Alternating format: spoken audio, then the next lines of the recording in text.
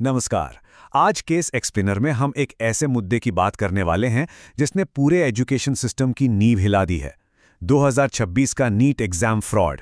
देखिए, ये सिर्फ कोई आम चीटिंग का मामला नहीं है। ये इस बात का सबूत है कि कैसे एक पूरा का पूरा नेशनल सिस्टम हैक या कह लें कॉम्प्रोमाइज हो गया। तो चलिए बिना किसी देरी के सीधे इस पूरे विवाद की गहराई में चलते हैं। सबसे पहले एक नंबर पर गौर करते हैं, 135। अब ये 135 क्या है? जब एग्जाम खत्म हुआ ना, तो पता चला कि बायोलॉजी और केमिस्ट्री के 180 सवालों में से पूरे 135 सवाल लीक हुए पेपर से बिल्कुल हूबहू मैच कर रहे थे। मतलब लिटरली एक कॉमा या फुल स्टॉप का भी फर्क नहीं था।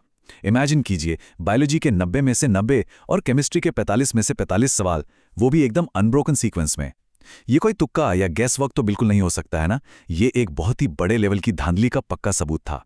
तो अब सवाल उठता है कि ये सब अचानक सामने कैसे आया? पार्ट 1, एक व्हाट्सएप मैसेज का सच।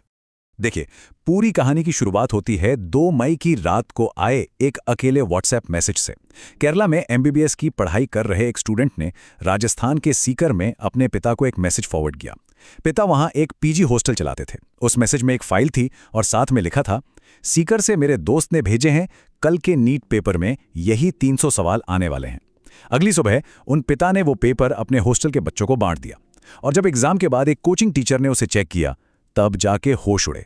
वो कोई गैस पेपर नहीं था, वो असली पेपर ही था। जरा सोचिए, 22 लाख। ये सिर्फ एक आंकड़ा नहीं है, ये उन 22 लाख स्टूडेंट्स की गिनती है जिनका पूरा फ्यूचर, जिनका करियर इस एक मेडिकल एंट्रेंस एग्जाम पर टिका होता है। जब इतने बड़े स्केल पर पेपर लीक होता है ना, तो सिर्फ एक एग्जाम कैंसिल नहीं होता, लाखों परिवारों की सालों की मेहनत और उम्मीदें एक झटके में टूट जाती हैं। आगे बढ़ते हैं। पार्ट 2, पेपर लीक का सिंडिकेट। ये कोई रातों रात हुआ खेल नहीं था। ये एक पूरी प्री प्लान्ड सप्लाई चेन थी। इसकी शुरुआत होती है महाराष्ट्र के नासिक की एक प्रिंटिंग प्रेस से। वहां से पेपर चुराया गया और पहुंचा गुड़गांव के एक डॉक्टर के पास। वहां से ये पेपर राजस्थान के जमवा रामगढ़ में बीवाल ब्रदर्स को बेचा जाता है। फिर वहां से सीकर के लोकल एजेंट्स तक और आखिर में व्हाट्सएप के जरिए सीधे स्टूडेंट्स के फोन में। मतलब कई राज्यों की सीमाओं को पार करता हुआ ये एक full proof multi state operation था। अब अगर लग रहा है कि किसी ने बस छुपकर फोन से फोटो खींच ली होगी तो नहीं, सच्चाई इससे कहीं ज्यादा हाईटेक है। इन्वेस्टिगेशन से पता चला है कि पकड़े जाने से बचने के लिए बाकायदा हाई डेफिनेशन पोर्टेबल स्कैनर्स का इस्तेमाल किया गया। और तो और, डेटा ट्रांसफर को ट्रैक होने से बचाने के लिए नासिक के आउटर इलाके में एक शैडो सर्वर तक सेटअप किया गया था। लिटरली एक शैडो सर्वर, ताकि मॉनिटरिंग सिस्टम को भनक तक ना लगे। इसके बाद उन्होंने क्या किया, 135 असली सवालों में कुछ बाहर के सवाल मिलाकर 410 सवालों का एक डमी गैस पेपर बना दिया, ताकि किसी को शक ही ना हो। मास्टरमाइंड लेवल की प्लानिंग थी ये। अच्छा, इस पूरे ऑपरेशन में पैसों का लेन देन भी बहुत चौंकाने वाला है। शुरुआत होती है 1 लाख रुपए से।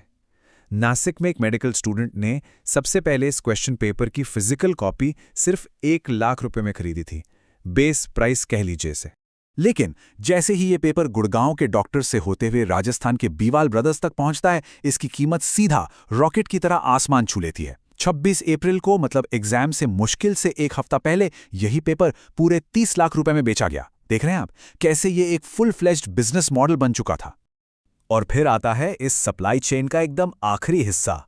जो डील लाखों रुपयों से शुरू हुई थी ना, वो सीकर के लोकल एजेंट्स के हाथों में आते आते सिर्फ 500 रुपए की रह गई। अकेले एक एजेंट ने करीब 700 स्टूडेंट्स को यह पेपर बांट दिया। मतलब ऊपर बैठे लोगों ने मोटा पैसा कमाया और नीचे के एजेंट्स ने वॉल्यूम में खेला।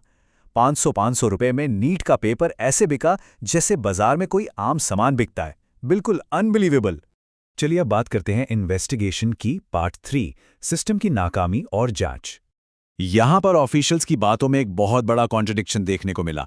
एक तरफ नेशनल टेस्टिंग एजेंसी यानी एनटीए लगातार ये दावा कर रही थी कि भाई कोई पेपर लीक नहीं हुआ।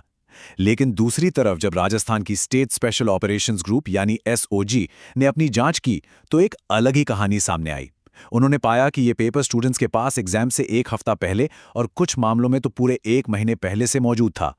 व्हाट्सएप पर दिखने वाला वो फॉरवर्डेड मेनी टाइम्स का टैग ही चीख चीख कर बता रहा था कि ये कितने बड़े स्केल पर वायरल हो चुका है।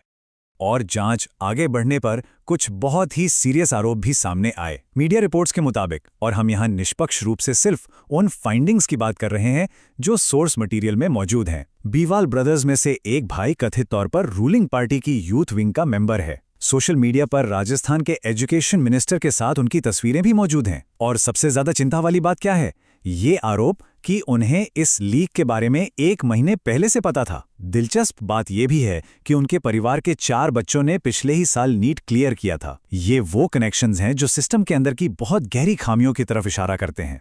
इन सब के बावजूद एनटीए के डायरेक्टर जनरल का क्या बयान आता है? वो कहते हैं कोई पेपर लीक नहीं हुआ, बस एक पीडीएफ सर्कुलेट हो रहा था और उसमें मौजूद सवाल एग्जाम में आ गए।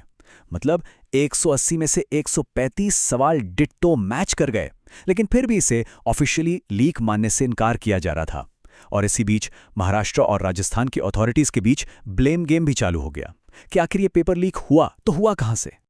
अब आते हैं सबसे जरूरी मुद्दे पर, पार्ट 4, छात्रों का भविष्य और विकल्प।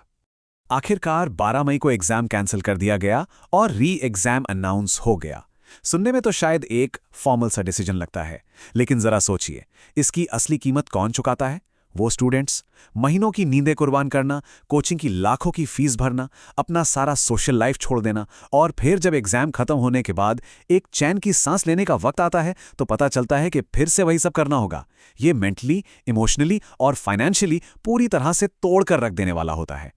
और सच कहें तो बिल्कुल यहीं पर एक प्लान बी का होना सबसे ज्यादा जरूरी हो जाता है। देखिए, आज की दुनिया सिर्फ इंजीनियरिंग और मेडिसिन तक सिमटी हुई नहीं है। Data science, UI UX design, sustainability, content creation, sports analytics, ऐसे ढेरों मॉडर्न और हाई ग्रोथ करियर्स आज मौजूद हैं। स्कूल में शायद इनके बारे में ज्यादा बात नहीं होती, लेकिन ये वो रास्ते हैं जहां जबरदस्त ग्रोथ भी है और काम करने में मजा भी आता है। तो इस पूरे एक्सप्लेनर का सबसे बड़ा टेकअवे क्या है? यही कि हमें कभी भी अपना पूरा का पूरा फ्यूचर सिर्फ एक एग्जाम के भरोसे नहीं छोड़ना चाहिए। सोसाइटी के सेट किए गए सक्सेस के पुराने पैमानों के पीछे भागने से कहीं बेहतर है अपनी खुद की स्किल्स को निखारना। सोर्स मटेरियल में एक बहुत अच्छी 100 करियर गाइड का भी जिक्र किया गया है, जिसकी मदद से कोई भी अपनी पर्सनैलिटी और पैशन के हिसाब से सही रास्ता चुन सकता है। हमें ये समझना होगा कि एक एग्जाम का कैंसिल होना या उसमें फेल हो जाना कभी भी करियर का दी एंड नहीं होता। तो इस एक्सप्लेनर को खत्म करते हुए एक बहुत ही जरूरी सवाल पीछे छोड़ जाते हैं। जब हमारे एजुकेशन और एग्जामिनेशन सिस्टम बार बार इस तरह से फेल हो रहा है, तो क्या कामयाबी के लिए सिर्फ एक परीक्षा पर आंख मूंद कर भरोसा करना सही है? शायद अब सच में वक्त आ गया है कि हम अपने करियर गोल्स को डाइवर्सिफाई करें और नए रास्ते तलाशें। इस पूरे विश्लेषण में हमारे साथ जुड़े रहने के लिए बहुत बहुत शुक्रिया। बस सीखते रहिए और अपने लिए विकल्पों को हमेशा खुला रखिए।